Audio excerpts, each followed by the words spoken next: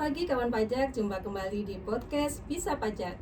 Bicara santai pajak, karena dengan bisa pajak bikin sadar dan paham pajak. Bersama saya Ida dan narasumbernya sudah tidak asing lagi, yaitu Bapak Ramdan, penyuluh pajak KPP Madya Bandar Lampung. Nah, bagaimana nih kabarnya Pak Ramdan hari ini? Alhamdulillah sehat Bu Ida. Bu Ida sehat-sehat ya, cerah Sehat, sekali hari Pak. ini. Seperti Semangat ya, Pak, ya. hari Jumat ya, Bu Ida ya, Jumat Iya. barokah. Cuma ceria ya Pak Ya, ya. Jumat ceria. Besoknya libur soalnya. Ya, insya Allah. Baik, sebelum saya tanya-tanya ke Pak Ramdan nih, kami mengingatkan kembali kepada kawan pajak, Bapak Ibu wajib pajak yang belum menyampaikan SPT tahunan 2025 nih Kak, Pak Ramdan. Iya Bu. Jadi berdasarkan pengumuman kemarin ya, pengumuman tanggal 30 April kemarin, yaitu pengumuman nomor 31 tahun 2026 tentang kebijakan penghapusan sanksi administrasi dan atas keterlambatan pembayaran dan pelaporan SPT tahunan Badan Tahun Pajak 2025, maka diharapkan kepada wajib pajak yang belum menyampaikan SPT tahunan 2025 agar segera menyampaikan SPT tahunan SPT tahunan Badan Tahun Pajak 2025 sampai dengan 31 Mei 2026 agar terhindar dari keterlambatan denda keterlambatan pelaporan dan sanksi atas kurang bayar SPT tahunan ya Pak Ramdan ya. Iya betul. Jadi ada semacam relaksasi ya Bu Ida ya. Iya. Ya terkait juga dengan adanya implementasi Cortex, di mana tahun 2026 ini merupakan tahun pertama kali kita dan wajib pajak menggunakan sistem Cortex dalam rangka memenuhi kewajiban pelaporan SPT tahunan badan Bu Ida. Iya. Jadi melalui Peng 31 ini pengumuman 31 PJ 09 2026 itu ditegaskan ada kebijakan penghapusan sanksi administrasi atas keterlambatan pembayaran dan pelaporan SPT tahunan PPH Badan untuk tahun pajak 2025 seperti halnya kemarin Bu Ida untuk SPT wajib pajak tahunan orang pribadi orang itu pribadi. juga ada relaksasi ya. Jadi kawan pajak pada dasarnya jatuh tempo tidak ada yang berubah Bu Ida. Iya. Akan tetapi kebijakan atas penerbitan sanksi administrasi dikarenakan wajib pajak melaporkan lebih dari jatuh tempo yang sudah ditetapkan di undang-undang untuk orang pribadi 31 Maret 2026 ya untuk tahun pajak 2025 ini, dan untuk wajib pajak badan 30 April 2026. Nah, bagi kawan-kawan pajak yang melaporkan lebih dari jatuh tempo itu untuk badan hukum itu direlaksasi menjadi 31 Mei 2026. Untuk orang pribadi relaksasinya tidak berubah Bu Ida Sampai dengan 30 April April kemarin. Nah, jadi akan tapi gini ya kawan-kawan pajak semua ya, apapun itu apabila kita belum melaporkan SPT tahunan, tetap kita ada kewajiban ini Bu Ida untuk melaporkan SPT tahunan walaupun tadi jatuh temponya sudah terlewati. Jadi bukan berarti setelah jatuh tempo kita nggak bisa lapor SPT tahunan. Tetap ada kewajiban untuk melaporkan SPT tahunan, akan tapi ada konsekuensi. Untuk wajib pajak badan nih, mumpung masih ada kurang lebih 1 bulan, kurang 1 minggu ya, wilayah 3 minggu lagi ya. Masih 3 minggu lagi. Ini silahkan kawan-kawan pajak, terutama para pengurus wajib pajak badan untuk segera sesegera mungkin ya melaporkan SPT tahunan PPH Badan tahun pajak 2025 ini mumpung ada relaksasi sehingga kita terhindar dari penerbitan sanksi administrasi. Lumayan loh Bu Ida untuk wajib pajak badan 1 juta ya kan Pak? 1 juta ya Bu Ida ya, kan Iya.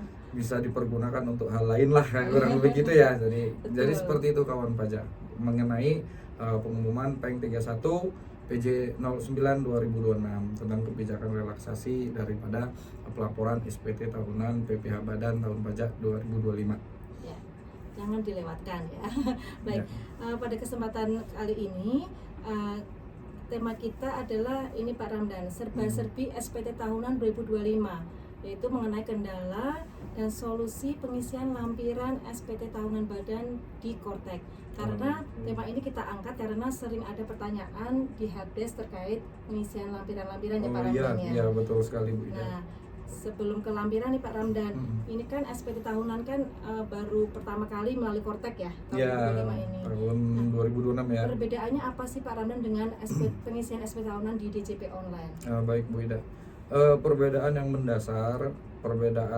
mendasar pengisian SPT tahunan antara sistem yang lama, kawan pajak pasti saya yakin ya sudah familiar tentang penggunaan DJP online, e-form yang selama ini kawan pajak gunakan dalam rangka pemenuhan kewajiban pelaporan SPT tahunan badan. Untuk tahun pajak 2025 di tahun 2026 ini sudah menggunakan sistem Kortex, di mana secara prinsip yang sangat mendasar adalah pola tata cara pengisiannya. Untuk sistem Kortex itu pola tata caranya adalah kita mengisi atau menjawab pertanyaan-pertanyaan Bu Ida di bagian induk, berbeda dengan sistem sebelumnya di mana kawan pajak melaporkan SPT tahunannya itu mengisi lampiran terlebih dahulu, baru terakhir di induk. Nah, untuk Kortex ini kita menjawab pertanyaan-pertanyaan yang ada di bagian induk. Atas pertanyaan-pertanyaan tersebut itu ada dua pilihan itu Bu Ida, ada ya dan tidak. Ketika pertanyaannya apakah Anda memiliki penghasilan yang dikenakan PPh final, ini misal ya, Bapak Ibu menjawab iya, maka otomatis akan terbuka lampiran yang harus Bapak Ibu isi.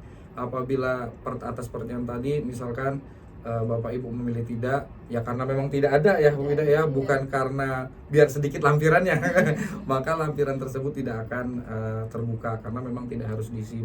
Jadi letak perbedaannya seperti itu. Untuk sistem yang lama, walaupun nggak ada transaksi, lampiran tetap harus dibuka, diisi dan disimpan ya Bu Ida ya. Untuk yang di Kortex itu tergantung daripada transaksi yang memang terjadi dalam kurun waktu Januari sampai dengan Desember 2025. Ketika ada, kita dapat memilih ya, maka kita akan diarahkan oleh Kortex mengisi lampiran yang sesuai. Berarti sesuai kebutuhan saja ya Pak? Sesuai kebutuhan Bu Ida. Jadi itu perbedaan mendasar menurut saya antara sistem yang lama dengan sistem Kortex. Kurang lebih gitu Bu Ida. Baik, sudah sangat jelas ya kawan pajak ya. Kemudian kita lanjut ke pengisian lampiran di Kortex-nya seperti apa. Kita bahas satu-satu nih Pak Ramdan, kan ada 11 lampiran kalau nggak salah ya Pak Ramdan ya? Ya, ada 11 lampiran yang menunggu sebenarnya Bu Ida. Ada 11 lampiran, tapi tidak harus isi semua, tergantung seperti yang tadi dijelaskan Pak Ramdan sesuai dengan transaksi dan transaksi selama setahun tahun pajak 2025. Ya. Untuk lampiran 1 ini berisi mengenai laba rugi dan neraca nih Pak Ramdan. Nah, beberapa wajib pajak ini sering datang ke helpdesk itu menanyakan, kan karena baru ya, makanya wajib pajak ini datang ke helpdesk menanyakan cara mengisi lampiran agar sukses, maksudnya tidak berulang-ulang dan bisa langsung nanti selesai submit seperti itu ya. Nah, lampiran 1 ini hal-hal apa saja yang perlu diperhatikan nih Pak Ramdan agar wajib pajak sukses untuk submit SPT-nya? Ya, baik Bu Ida. Mungkin sedikit tambahan ya Bu Ida ya. Untuk di Kortex itu L1 sebenarnya ada lampiran yang otomatis juga terbentuk Bu Ida, yaitu L2 pemegang saham dan pengurus, nanti kita bahas sedikit ya. L1 dan L2, terus ada L11B. Nah, kembali ke topik tadi, bagaimana L1 ini kita isi supaya sesuai ya dengan laporan keuangan yang telah Bapak Ibu susun. L1 itu merupakan lampiran yang berisi laporan laba rugi dan neraca. Pengkodean huruf di belakang L1 itu berdasarkan sektor usaha yang Bapak Ibu pilih pada saat di bagian induk SPT.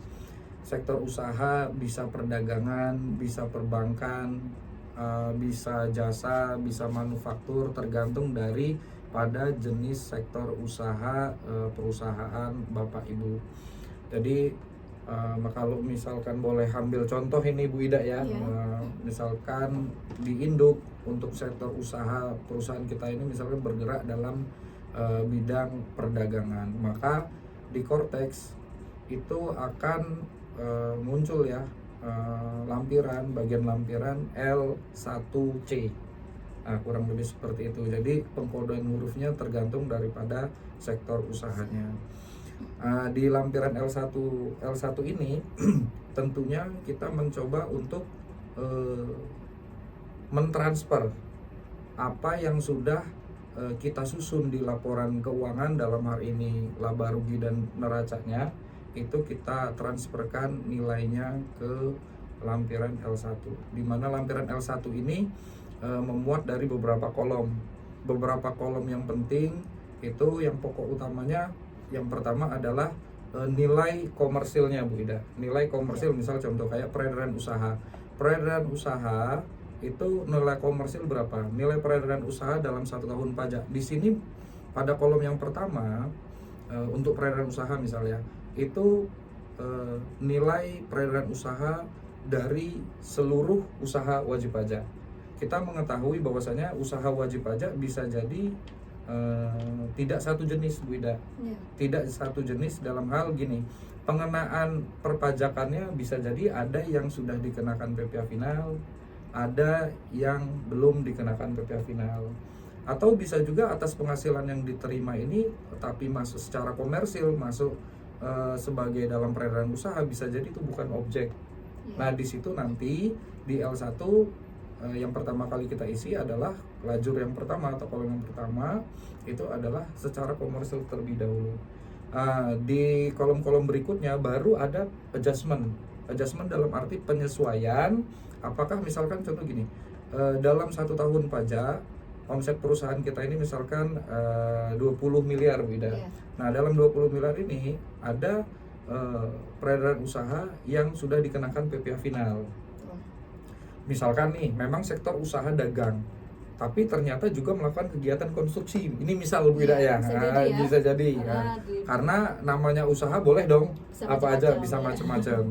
Nah, di kolom berikutnya itu kita bisa melakukan adjustment Bu Ida, adjustment nilai. Artinya dari nilai yang awalnya 20 miliar saya sebutkan tadi Bu Ida ya.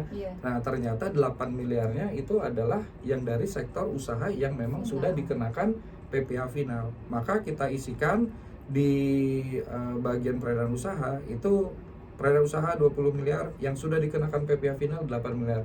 Sehingga nanti akan tersisa peredaran usaha berdasarkan fiskal senilai 12 miliar Bu Ida. 0 yang kurang. Nah, jadi 20 miliar dikurang 8. Artinya gini, yang menjadi perhitungan untuk menghitung PPh terutang itu adalah yang pertama yang sudah dikoreksi apakah dia dikenakan final atau belum. Tentunya yang belum dikenakan PPh final. Berikutnya adalah bagian beban atau biaya, misal HPP, biaya umum administrasi. Di bagian biaya umum administrasi itu istilahnya bukan lagi apakah dikenakan PPh final atau tidak, akan tetapi istilahnya penyesuaian fiskal positif atau negatif. Nah, selanjutnya kita lanjut ke L2, yaitu daftar pemegang saham atau pemilik modal dan jumlah dividen. Nah, yang menjadi pertanyaan wajib pajak nih Pak Ramdan. Jadi seringkali wajib pajak ini sudah input pihak terkait di Korteksnya.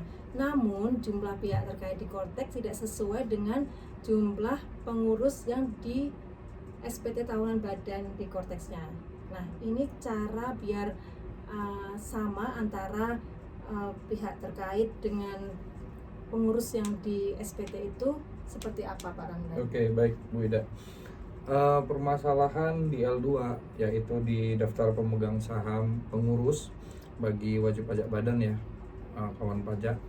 Yang pertama, coba kita pastikan terlebih dahulu Bu Ida, di data pihak terkait atas pemegang saham dan pengurus itu merupakan pilihannya ya. Nah, itu kan ada 2 tuh Bu Ida pihak terkait, ada related person dan juga ada related taxpayer. Nah, pastikan di pihak terkait atas pemegang saham maupun pengurus itu terkategorinya sebagai related person. Iya. Apabila sudah related person tapi di L2 di cortex di L2 lampiran 2 itu masih terkendala, tidak sama dengan pihak terkait, tapi udah dipastikan dulu di pihak terkaitnya adalah related person ya, Bu Ida ya. Maka langkahnya yang pertama, kalau daftar isian SPT kita itu masih sedikit atau masih di awal-awal belum banyak yang kita isi, kita bisa lakukan hapus draft SPT, Bu Ida. Kemudian bikin konsep ulang, lantas posting jangan lupa. Nah itu lantas kalau misalkan sudah dilakukan juga tapi belum berhasil, ini kalau menurut saya nih Bu Ida, jangan lupa ke kantor pajak aja, ke helpdesk.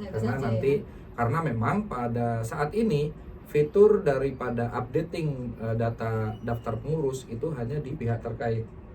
Sedangkan di SPT itu pre-populated yang sifatnya tidak dapat diubah. Yang dapat diubah adalah apabila sudah masuk daftar pemegang sahamnya, itu yang dapat diubah nilai daripada saham. Yang pada intinya seperti ini Bapak Ibu kawan pajak, persentase daripada total sahamnya adalah 100%. Itu yang menjadi kunci. Tapi tadi apabila sudah dilakukan segala macam, maka itu nanti ke helpdesk saja karena itu akan ditindaklanjuti lebih lanjut. Kurang lebih sih seperti itu untuk permasalahan yang sering kita hadapi di helpdesk ya, di helpdesk KPP Madya Bandar Lampung. Itu Bu Ida.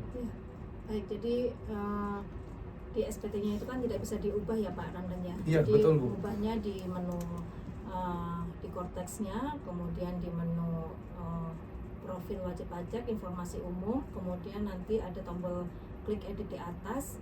Nah itu mengeditnya melalui itu ya Pak Ramdan. Iya. Oke. Selanjutnya kita lanjut ke L3 Pak Ramdan, yaitu mengenai L3 berisi penghasilan dari luar negeri dan data pemungutan atau pemotongan PPh oleh pihak ketiga. Nah ini apabila wajib pajak mempunyai bukti potong itu apakah otomatis atau harus input ulang? Nah baik kawan pajak semua, mengenai lampiran 3 L3 di sini terbuka apabila di bagian induk Bapak Ibu menjawab atau memilih opsi iya pada pertanyaan apakah terdapat penghasilan dari luar negeri dan atau pemungutan pemotongan oleh pihak lain. Di sini nanti L3 akan terdiri dari dua kategori Bu Ida, A dan B. Yang A itu penghasilan dari luar negeri, sedangkan yang B itu adalah daftar bukti potong yang diterbitkan oleh pihak lain, dalam hal ini pihak lawan transaksi Bapak Ibu. Jadi sifatnya di korteks itu sifatnya prepopulasi data. Otomatis tersedia. Nah, yang perlu dipahamin oleh kawan pajak semua, silahkan Bapak Ibu kawan pajak melakukan penelitian atas data yang disediakan oleh korteks. Apabila menurut Bapak Ibu, menurut pencatatan laporan keuangan Bapak Ibu, ternyata atas bukti potong tersebut itu ternyata tidak sesuai dengan kondisi yang ada, yang terjadi, maka Bapak Ibu dapat melakukan hapus data. Tapi apabila sesuai, maka korteks sudah menyediakan. Jadi di sini tetap korteks menyediakan fitur untuk adjustment data Bu Ida.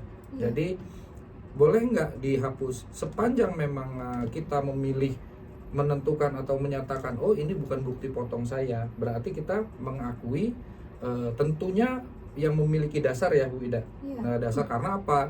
Dengan kita misalkan oh ini kita mengakui ini bukan transaksi kami, maka tentunya di kemudian hari kita ada konsekuensi ya Bu Ida ya, pasti akan dikonfirmasi oleh pengawas Bapak Ibu semua, dalam hal ini akun representatif itu yang akan bertanya. Sepanjang memang kita dapat membuktikan atas transaksi yang tertuang dalam bukti potong tersebut memang bukan transaksi yang terjadi pada perusahaan kita, maka itu dihapus saja nggak apa-apa. Tapi kalau misalkan memang itu terjadi, ya korteks sudah menyediakan dan itu data tersebut dapat kita gunakan. Di L3 juga itu terdapat tombol tambah Bu Ida. Nah ini untuk mengakomodir apabila data-data bukti potong yang kita terima, misalkan kita terima fisik atau soft copy dari pihak lawan transaksi kita, tapi di korteks ternyata belum terpopulasi, maka itu dapat kita tambahkan secara manual. Boleh ya Pak ya? Boleh. Boleh. Karena gini, pada dasarnya kembali lagi SPT surat pemberitahuan PPH, surat pemberitahuan itu merupakan pernyataan wajib pajak karena di Indonesia balik lagi menganut sistem self assessment, artinya wajib pajak diberikan kepercayaan untuk melaporkan usahanya sendiri.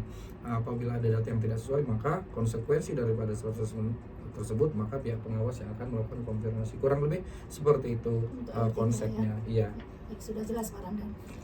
Selanjutnya kita ke L4. Baik. Penghasilan yang dikenakan PPh final dan penghasilan yang tidak termasuk objek pajak. Nah, ini hal-hal yang perlu diperhatikan di L4 ini apa Pak Ramdan? Untuk di lampiran 4, tentunya ini juga berelasi dengan pertanyaan di awal di induk SPT Bu Ida. Iya. Apakah terdapat penghasilan yang dikenakan PPh final tadi, misalkan atas perusahaan kita ini juga melakukan kegiatan penyerahan barang atau jasa yang memang sifatnya sudah dikenakan PPh final oleh pihak lawan transaksi. Maka di sini kita pilih ya, maka L4 itu akan terpopulasi juga data-data bukti potong PPh final. Misalkan yang paling sering ya itu PPh final pasal 4 EDO atau atas konstruksi, atau PPh final lain yang sifatnya memang sudah dikenakan PPh final. Tentunya ini akan berelasi juga Bu Ida ke mana? Ke lampiran L1 tadi. Kan kita ada adjustment tadi, nilai atas penghasilan yang sekian tadi itu sudah dikenakan PPh final. Jadi di kolomnya ya, di L1 perhitungan laba rugi ya Pak. Ya benar. Jadi misalkan L1 C tadi kita yang dikenakan PPh finalnya misalkan tadi ya kita contohkan 8 miliar, maka tentunya di penghasilan bruto di L4 juga seharusnya 8 miliar juga karena itu terrelasi Ibu Ida. Nah, kurang lebih seperti itu. Baik. Selanjutnya kita ke L6 yaitu penghitungan angsuran PPh pasal 25 tahun berjalan. Nah, untuk PPh angsuran ini itu untuk wajib pajak ini harus mengisi atau boleh tidak mengisi. Untuk penghasilan untuk L6 penghitungan angsuran PPh pasal 25 tahun berjalan ini tentunya wajib pajak apabila memang terdapat penghasilan yang memang rutin Bu Ida, yang memang rutin yang berpotensi akan terulang kembali di tahun pajak berikutnya, dalam hal ini di tahun pajak 2026, maka kita isi L6-nya berdasarkan penghasilan netonya Bu Ida. Nah, penghasilan neto karena dasar daripada perhitungan PPh pasal 25 angsuran tahun berjalan dalam hal ini tahun pajak 2026 ya Bu Ida ya. Itu berdasarkan penghasilan neto. Nah, bisa jadi Bu Ida penghasilan neto ini terdiri bukan hanya yang rutin saja, bisa jadi yang sifatnya dimungkinkan hanya terjadi di tahun 2025 aja. Maka di sini di Korteks untuk penghasilan neto yang menjadi dasar perhitungan angsuran PPh pasal 25 itu dapat diedit atau dapat diisi ulang, diisi kembali. Memang di Korteks langsung terpopulasi nilai datanya. Apabila wajib pajak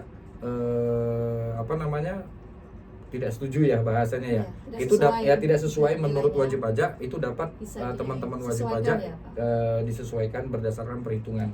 Jadi contoh tadi ya ternyata yang dari misalkan penghasilan netonya misalkan 2 miliar, ternyata dari 2 miliar itu penghasilan neto yang rutinnya hanya 1,8 miliar Bu Ida. Maka kita inputkan 1,8 karena yang 200-nya ternyata itu sifatnya insidental atau yang dimungkinkan hanya terjadi di tahun kemarin dan tidak terulang kembali di tahun 2026. Kurang lebih seperti itu. Jadi tapi setelah kita mengisi penghasilan itu ada pengurangnya lagi ya Pak Ramdan. Kalau ada bukti potong dia menjadi pengurang untuk dasar angsuran. Betul. Artinya di lampiran L6 kita mengisi penghasilan itu, silakan diisi sesuai dengan perhitungan wajib pajak penghasilan itunya, maka ke bawah udah otomatis udah otomatis dia akan memisahkan antara bukti potong yang sudah ada di induk dengan penghasilan dengan PPh yang belum, yang setelah dipotong bukti potong tadi Bu Ida.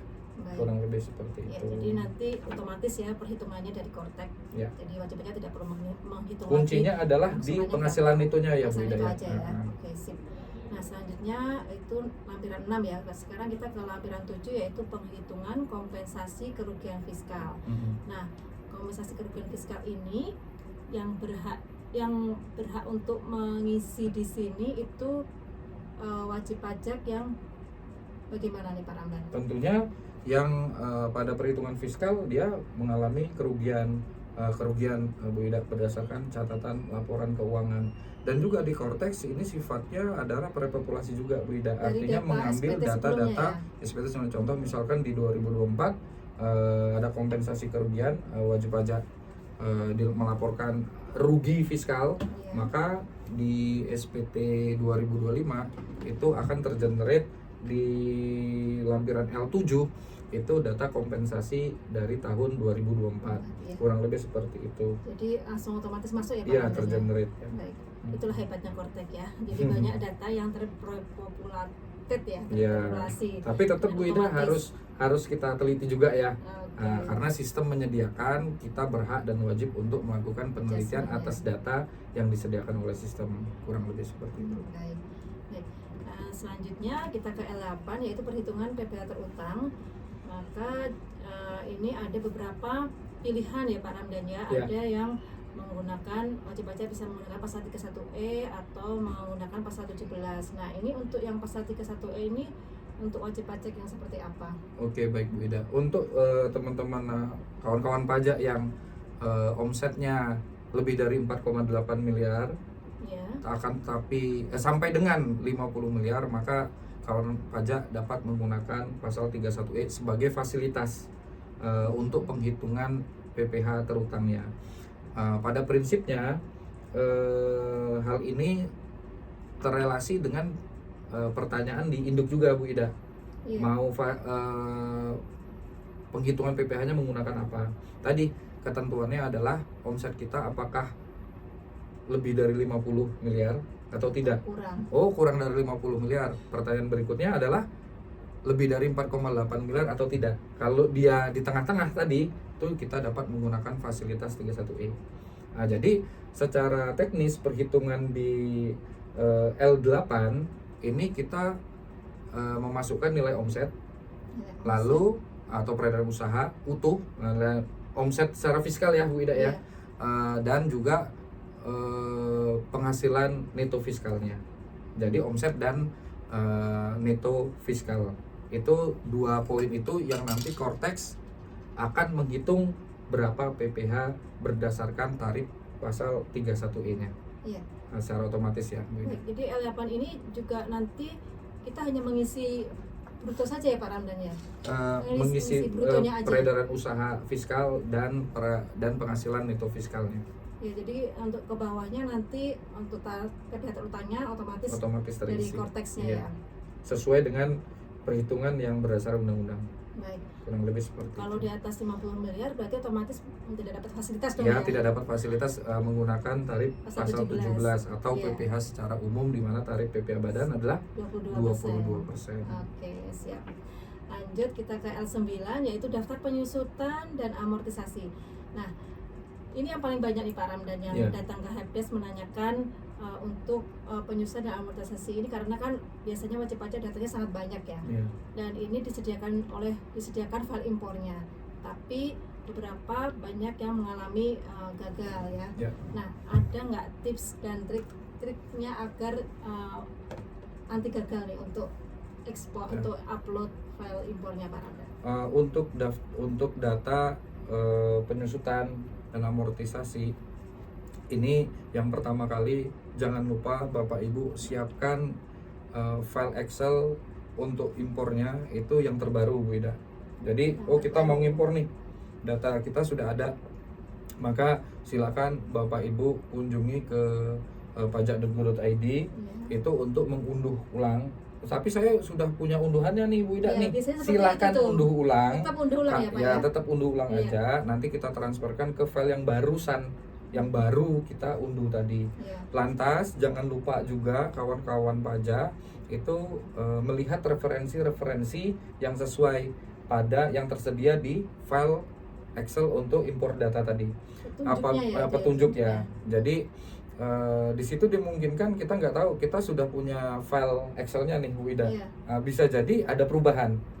Kurang lebih seperti itu. Pada intinya untuk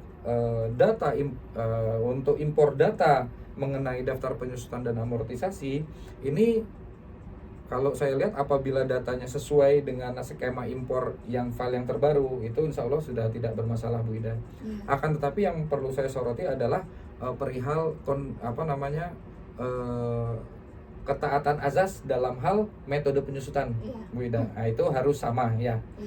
Jangan bolak-balik atau jangan gonta-ganti. Yang diakuin di Indonesia untuk penghitungan secara fiskal, itu metode yang digunakan adalah metode garis lurus dan saldo menurun. Karena itu tadi